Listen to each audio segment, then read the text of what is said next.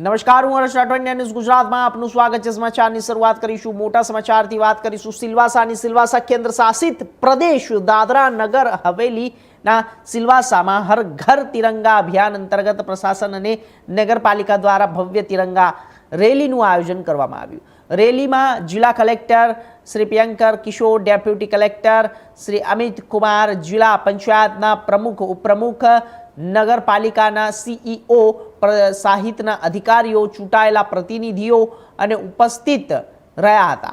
જિલ્લા કલેક્ટર પ્રિયંક કિશોરે લીલી ઝંડી બતાવી રેલીની પ્રસ્થાન કરાવ્યું। તિરંગા યાત્રામાં વિવિધ શાળાના વિદ્યાર્થીઓ, શિક્ષકો, ચૂંટાયેલા જનપ્રતિનિધિઓ સહિત હજારો લોકોએ ઉત્સાહપૂર્વક ભાગ લીધો।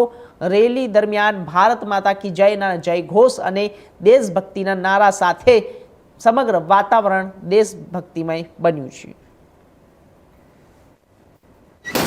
आज यहाँ पे कलेक्टर ऑफिस से जैसे कि हमारे प्रधानमंत्री श्री नरेंद्र भाई मोदी जी के आह्वान पे हर पूरे देश में जो हर घर तिरंगा का जो अभियान चल रहा है, उसके तहत में आज हमने यहाँ पे कलेक्टर ऑफिस से डिस्ट्रिक्ट मजिस्ट्रेट कलेक्टर सर, हमारे नगर पालिका के सीओ सर, हमारी सभी टीम ने मिलकर आज एक तिरंगा यात्रा का यहाँ से आयोजन किया गया था। और अब आपने देखा ही है, बहुत भारी मात्रा में सब लोग आए, बच्चे लोग आए, सब बाइक रैली निकाला और घर घर तिरंगा की ये सफल यात्रा यहाँ से हमने स्टार्ट की। अभी 2 दिन में हमारा स्वतंत्र दिन भी आने वाला है, तो मेरे और से सभी प्रदेशवासियों को स्वतंत्र दिन की हार्दिक